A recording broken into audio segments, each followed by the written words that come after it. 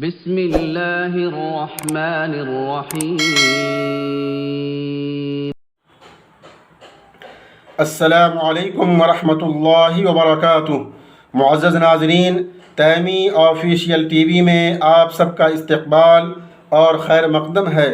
سیرت سیریز کے اس 19ویں ایپیسوڈ میں ہم آپ صلی اللہ علیہ وسلم کے سر پر نبوت کا تاج اس عنوان کے تحت کچھ بیان کرنے کی کوشش کریں گے۔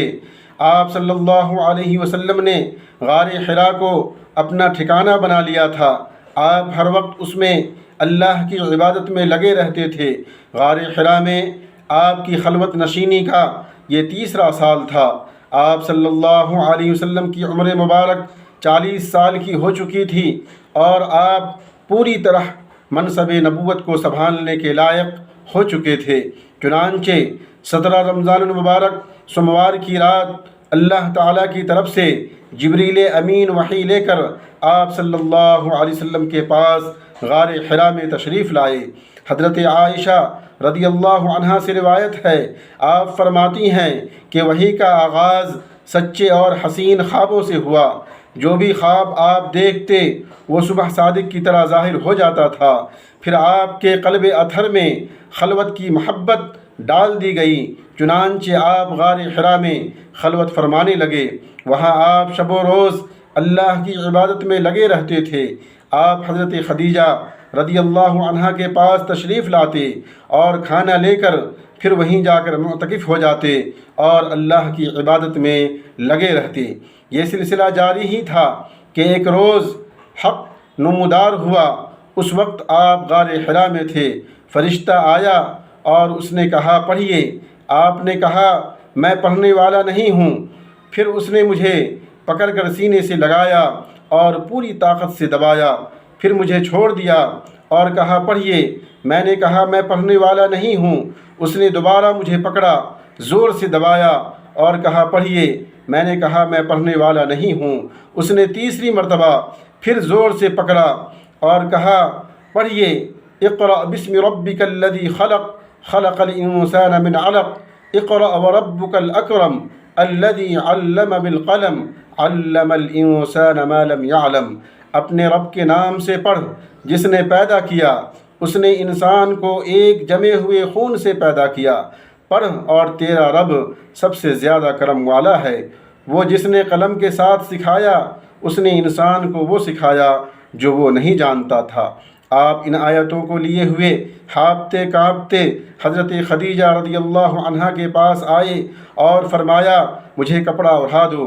چنانچہ حضرت خدیجہ رضی اللہ عنہا نے کپڑا اڑا دیا، یہاں تک کہ ڈر اور خوف جاتا رہا۔ تو آپ نے حضرت خدیجہ سے سارا واقعہ بیان کیا اور فرمایا، مجھے اپنی جان جانے کا خوف ہے، جان جانے کا خطرہ ہے۔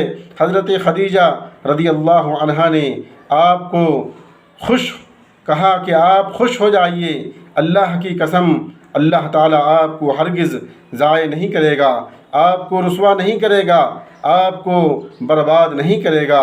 آپ صلہ رحمی کرتے ہیں، سچی باتیں کرتے ہیں، دوسروں کا بوجھ خود اٹھاتے ہیں، مہمان نوازی کرتے ہیں اور حق پر دوسروں کی مدد کرتے ہیں۔ پھر حضرت خدیجہ آپ کو لے کر اپنے چچا زاد بھائی ورقہ بن نوفل کے پاس گئیں۔ آپ زمانہ جاہلیت میں نصرانی ہو گئے تھے، عربی کتاب لکھتے تھے اور عبرانی میں انجیل بھی لکھا کرتے تھے۔ بہت بڑی عمر کے انتہائی بوڑھے تھے، آنکھیں جا چکی تھی۔ حضرت خدیجہ نے ان سے کہا، اپنے بھتیجے کا واقعہ سنیے۔ ورقہ نے پوچھا، بھتیجے آپ نے کیا دیکھا؟ رسول اللہ صلی اللہ علیہ وسلم نے سارا واقعہ کہہ سنایا۔ ورقہ نے سنتے ہی کہا کہ یہ وہی رازداں فرشتہ ہے جو حضرت عیسیٰ کے پاس بھی اللہ کی طرف سے آیا کرتا تھا۔ کاش کہ میں اس وقت جوان ہوتا، کاش کہ میں اس وقت زندہ ہوتا جب آپ کو آپ کی قوم نکال دے گی۔ رسول اللہ صلی اللہ علیہ وسلم نے تعجب کیا، سوال کیا کہ کیا وہ مجھے نکال دیں گے؟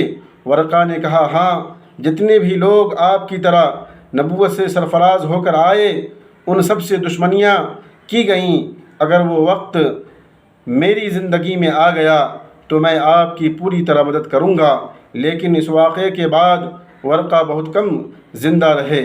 حضرت خدیجہ کے پاس رہنے کے بعد جب آپ صلی اللہ علیہ وسلم کا ڈر اور خوف جاتا رہا تو پھر آپ غار حرا میں جا کر اللہ کی عبادت میں لگ گئے۔ اس کے بعد 1 ماہ سے زیادہ وحی کا سلسلہ بند رہا۔ آپ ان دنوں بے چینی و بے قراری میں وحی کا انتظار کرتے رہے، یہاں تک کہ ماہ شوال کے اخیر میں ایک دن جبریل علیہ السلام آپ صلی اللہ علیہ وسلم کے پاس آئے۔ معزز ناظرین، تیمی آفیشیل ٹی وی کو لائک اور سبسکرائب کریں۔ بہت بہت شکریہ۔